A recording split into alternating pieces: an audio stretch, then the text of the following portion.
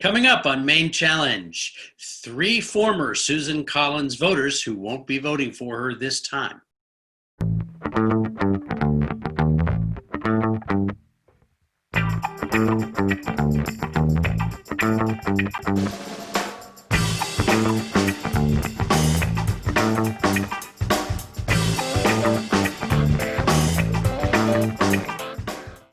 Hello and welcome to Maine Challenge. Getting close to the election now, and we are pleased to welcome to Maine Challenge 3 voters who have voted for Susan Collins in the past and who are not voting for her this time. We're going to try to talk for 27 minutes about that, and we are very pleased to welcome Sheila Manere, David Morse, and Les Fossil. Perhaps starting with you, Sheila, if you could talk about what got you here, briefly, that would be great. And then we'll go to Dave and then to Les. And feel free to talk to each other as well as to me. Sure. Sheila. Thank you, Chuck. So I'm here because in the past 4 elections, I voted for Susan Collins, and I never will do it again. And I hope that we a change in leadership in just less than 2 weeks. And Dave, how about you? Well, I used to be a newspaper publisher in Maine. I had quite a few newspapers up and down the coast, and I've known Senator Collins before she ran for office. I've been a supporter of hers for quite a bit of time. Every time she ran for office, and I am not supporting her this time at all. And I'm happy to share why. And Les Fossil. Yep. I think I've been a campaign co-chair of Susan's 4 times in the past. But what you should know is I am Leslie Truman Fossil Jr. My father was there with Margaret Chase Smith fighting Joe McCarthy. And Margaret Chase Smith stood up, and Bill Collin stood up, and Olympia Snow stood up. Susan has been hiding, and that's not what we need in a senator. And it's sad. She's a good pothole senator. She's not a leader, and I wish she were. It's sad. What's changed, Sheila? Well, Les is right. She's not a leader. For years, we need someone who will stand up and speak up. And saying you're concerned and disappointed does not do it at all. Yeah, there are some of us out here who are concerned and disappointed too. Dave. That's why we're here. Sorry. Well, I could go back to when she first ran for Senate, and I remember saying that she was telling me personally, we sat around and she was saying, I'm only going to run for 1 or 2, one or two terms. And I gave her a lot of slack. I mean, there was a lot of things going on. But then more recently, in fact, she treated me wonderfully. My late wife, when she passed away, Susan reached out to me. We've seen each other personally, and when I've gone down to Washington, I do some lobbying in Washington for the Landmine Relief Fund and some anti-poaching work I do in Africa. And Susan has always been available. She didn't help on any of the issues, but she was there. But what really turned me off was when the Kavanaugh situation. I listened to her excuse for supporting him. And she had been, I had been such a supporter for her for years. I had sat back and said, well, I don't agree with her, but I don't always have to agree with a senator. But then when it started getting into the fact that she was supporting and helping to appoint all these judges, a host of whom didn't even pass the ethics test. And I was beginning to wonder what in the world is going on. And then I went back and revisited the Kavanaugh situation, and I've always supported Susan because she's been pro-choice. That has been my big issue. And Kavanaugh's first decision came down the other side, and I began wondering, who is this woman? And then she started falling right in line with Donald Trump, right down the line, until the hypocrisy of the impeachment, when she waited to the last minute to talk about evidence, and then she voted innocent on both charges. And at that point, I wondered, where is this leadership? Who am I turning? Who are my children being protected by? Can I trust Susan Collins to do that? And I came to the conclusion I couldn't trust her. And Dave, you've hit it exactly on me. I collect people I trust, and most of the people, other than Sheila, whose relatives I trusted, are in my used to be, and she is no longer. She gave my son his first job. This is somebody who's been my friend. But last January, she knew what was coming with COVID, and she knew that Trump was not qualified as president, and she stood mute. And since then, that's cost us untold lives in this country and treasure.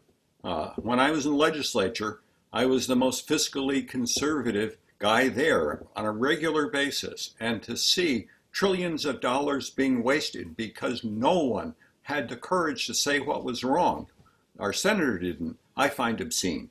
I don't know how else to say it. Well, I tell you what really hurts, Les, is when after she voted in the impeachment, she said, I think I think he learned his lesson. and all the pundits said, yeah, he learned his lesson. He learned his lesson that he can do whatever he wants. And he has. And even now, last week, Trump tweeted against her and was all upset with her because of something. And I'm thinking, what horrible judgment she has to have made that decision, and still she didn't learn the lesson that this man is not going to be there for the Maine people. He's not going to be there for her. He's going to be there for himself. And I can't support anybody right now, up or down the ballot, that is a Republican. I just wrote a letter to the Lincoln County News this last week. I've seen the way the Republicans have reacted, and Susan has reacted. And I think what you said, Les, hurts. It hurts because this is a woman we all know. And Sheila, it's your turn. I've been talking too much. I don't know her personally, but I've watched her through all the years, and her judgment is gone. And how do I know that? It's because the explanations she gives after her votes are more insulting and more upsetting than the votes. To Doug's point, I mean, her speech after the Kavanaugh vote was insulting. Her speech after she voted not to impeach Trump and said that he learned a lesson. Everybody, who doesn't know he didn't learn a lesson? We all know that he didn't learn a lesson. But here's the thing. News say that. It's like, well, actually, I think he did learn a lesson. well, Just not the one that she thought. the wrong lesson, right? Here's the deal from my point of view. I know I'm not the only person who, in this room and in politics, 12-step program for one thing or another. And it is very clear to me, and you see this in politicians all the time, they become addicted to power. And when they become addicted to power, they will say and do anything that will keep them in power. And you're absolutely right about Trump on that. It was obvious from his whole life experience that he had that addiction.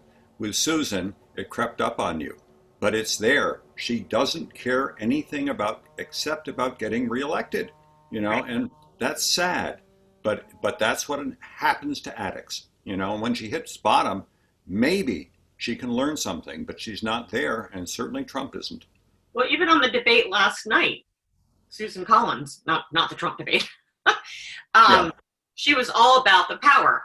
What checks she can write for, for organizations and departments because she's got that power. There was nothing about the people. It was all about what she could do because of her government position. And she can't buy my vote. Sorry. Exactly. Thank you. I agree. Being in the newspaper business, it was interesting how many candidates we have seen who say that very thing. They say, look, I have influence, I have seniority, I have the ability to bring the money home to Maine. Well, we all have to realize that at some point, those candidates leave and you have to start over.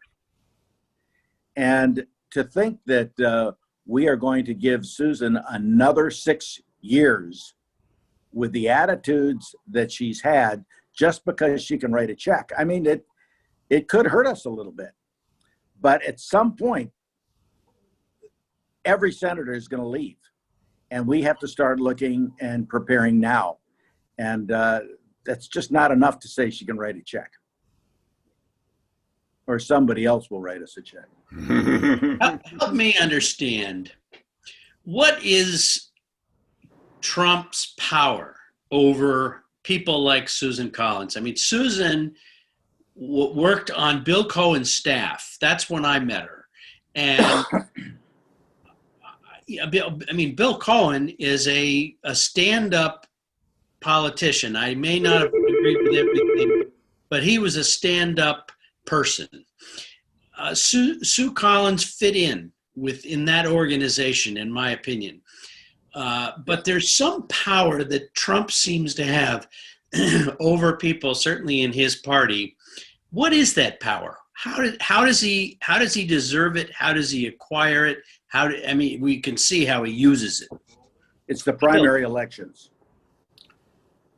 It's the primaries. And the Republican Party in this state and around the country has drifted far, far to the right, which is why my McKernan Cup is here. And the moderates are no longer in the party. Chuck and I, when we were in the legislature together, chaired the moderate caucus. There is no moderate caucus anymore. There are no moderates anymore. When the last time I ran for the Senate, and I'm probably certifiably a moderate, the Democrats spent something over $200,000 to defeat me in black money. The Republicans spent $7,000 supporting me in black money. They wanted me to lose. They want the moderates to lose. And so Susan basically had a choice. She had to go to the right to get herself elected, to get to the election, or she had to go independent or retire. And she chose power. I don't know any other way to say it. Yeah. Sheila, Sheila, can I go back? Oh, I'm sorry. I want to get Sheila involved. It's power and greed. Yep. That's what he has taught them. And Susan Collins, I think of any of the senators, has shown that, because in 2016, she wasn't going to vote for him. She said he was unfit. She said he didn't have the respect needed for this job. And now, 2017 and 2018, she voted 94% of the time with him. Dave. Chuck, when you look at, and Les can speak to this probably better than I can, but the primaries control so much of these elections, because to get through the primary in Maine, it's essentially a third Republican, a third Democrat, and a third Independents. So if you only have a small amount of people voting at a primary, that means if you're a Republican senator and you want that nomination, you have to appeal to the Republican Party and those who are going to come out. And they are the Trumpers, the radical right, and Trump does this. And if you watch him in the winter, he did this. He would go to the different states and threaten people, standing senators. Yep. I will go to your primaries. I will get the one going after you. And these might be moderate Republicans, but he said, you swing my way or I'll go after that core base that can oust you in the primary and sometimes in the general election. And they're just afraid of him. Yeah. It because goes, he can do it. it goes further than that. And that is in the legislature. There was a time, the last time I was there, where a powerful group said to me, if you don't vote with us, we're going to beat you. And my answer was, so? That was not Susan's answer. And what happens is, and Chuck knows this too, is people who you have to oppose every single one of them because on principles or on information you disagree, it gets harder and harder and harder to open your mouth until you finally get mute on anything that's important.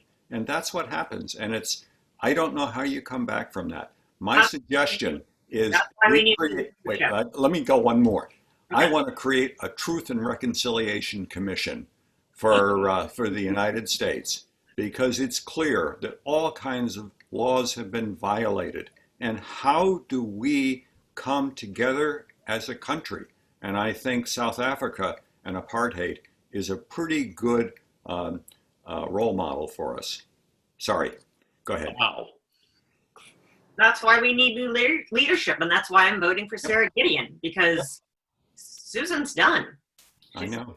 I think the It's message, and I think the message to Sarah Gideon should be very clear that people are not going to allow the Susan Collins pattern. Sarah Gideon has got to stand up and be independent. She has got to be back and talking to the people because I just don't think politics is going to go on the way it used to. And you know what I want next? Do you remember the movie Miracle on 34th Street? You guys are old enough. I want to see that in politics. In Utah, the two gubernatorial candidates did that. Why can't we do that? Why can't we reward people for being positive? It's obscene. Well, I'm sort of, I've already voted. Probably won't be too much of a mystery as to how I might have voted, at least among you guys. But I'm really find myself thinking constantly about what there's a new landscape that's going to happen starting on November 4th. But I can't quite imagine what the landscape is going to be like, what it's going to be like. I think Trump is going to lose. I think that, but he's going to do a lot of damage between his unelection and his Trump Biden's inauguration. But what kind of world are we going to be dealing with in the post-Trump era?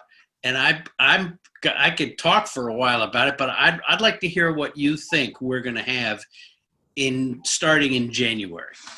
Let's start with Sheila. Well, I think, first of all, the last 4 years has woken a lot of people up. So thankfully, more Americans are involved with democracy and our government. So that I hope we see continue, and I think we will, without a doubt. But I think it's going to be January for sure. Dave, any thoughts on the post-Trump world? Well, I think this is going to irritate people, but Good. well, I've irritated people before. The only pattern we have that something like this has happened is after Richard Nixon resigned. Yep. And the Republicans and Democrats wanted to put him on trial. They wanted to everything. And it cost Gerald Ford his election when he pardoned him. Now, I'm not trying to say that we should pardon Trump for some of the things that he's done or will do.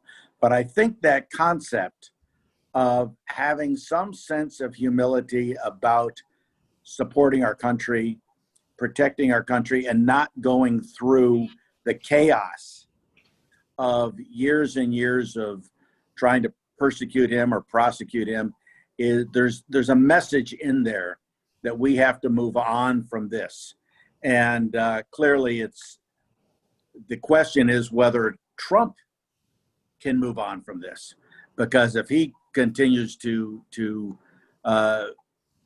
attack the country and do things that are treasonous, then we'll have no choice. But hopefully that won't happen. Well, Dave, if you behave, you might get a job with the Trump network. Yeah, that's right. Yeah, But I'm sure he's going to want me on that list. Yeah, this is precisely the reason I said Truth and Reconciliation Commission, because I don't want to either do what we did with Nixon, and if you're a student of politics, you'll remember Nixon is the one who did his Southern strategy, which turned the parties into what they are today. It was a mistake not to hold him to account. So I want to hold Trump to account, but I want to do it in a way that's not vindictive. And that's the Truth and Reconciliation. Two other things I want to do, two other schemes.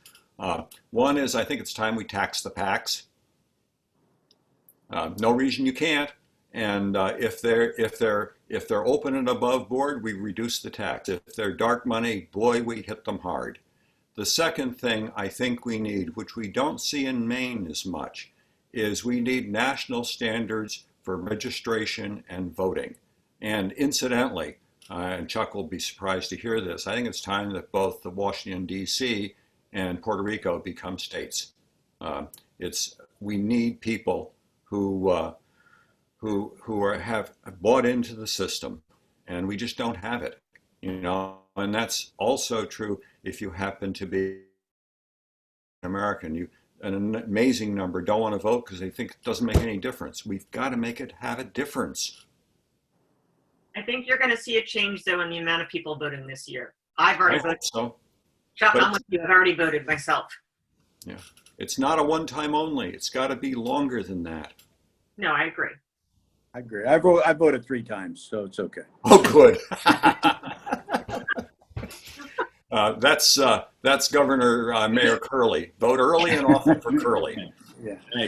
No, it's a Chuck. You've raised a really interesting question. I had a group of friends together the other day, and we were talking about the post-Trump time. I mean, there is fear that if he loses, that the period of time from the beginning of November to the 20th of January, the damage that he and his family can do is immense, and to the point of sounds crazy, but somebody said, what if he wants to start a war? What if he wants to do this? He just passed an executive order, what was it, yesterday or the day before, where they can terminate employees with the federal government, used to be part of the union. They can terminate them for no cause. The damage that this man can do is tremendous. And the question is, what are we going to be doing in that 2 or 3 months while he is a lame duck? And a number of friends might say that they think he's going to leave the country. They don't think he'll stay around. But I hope so. I think he'll leave the country and go to a country we don't have an extradition treaty with. Right, exactly. Apparently, Putin has already prepared a lovely dacha on the in the Crimea for him on the water. I don't know if it'll have enough gold fixtures for him, but it could be one of the options. I'll pay to have the mausoleum gold plated. Now we're going down a track I don't want to hear. Yeah. We are heading to the drain, actually, and we're in the last couple minutes of the show. So maybe you could each sum up your thoughts for us and for our viewers, and we will be wrapping it up in a couple minutes, starting with Sheila. Oh, well, my view is just, like I said, vote. Don't wait till November 3rd. We have less than 2 weeks to go. But my biggest thing is it's not about policy, it's about leadership. And Susan has ignored her constituents for 4 years now. She's inaccessible to us. She's only accessible to the wealthy and the corporations. So I want new leadership. I tell my wife that between us we're a full wit, and I'm generally not holding up my half. Together is the way we find truth, not separately. This has just got to stop. This is obscene. What concerns me are the people who have felt disenfranchised with the political system, which have found comfort in the radical and really bizarre nature of the Trump cult. Yep. That these people are feeling that at least here is somebody who has a voice, who challenges the status quo. And I've read and heard a lot about this. We need to find a way to reach out to people who feel disenfranchised Yes. and include them in this process. And that's the biggest challenge that I think we face. Yep, you're right. The other challenge that we're facing is, let's be honest, Trump has lied every day of his presidency. Literally. And the fact that that's not talked about continuously, we need to find facts and truth back and honesty Yeah. as a country, because this is just ridiculous. Finding our way back to truth. That's our journey. Yeah. That's right. Well, And it's got to come from people who we can trust to talk about it. absolutely right. Well, that's a great last word for our show. And I want to thank you all, Sheila Monero, Les Fossil, and David Morse. I hope we don't go as long before we see each other again, but thank you very much for being part of Maine Challenge, a production of Lincoln County Indivisible and Lincoln County Television. Thanks all three of you for joining us today, and tell everyone to vote.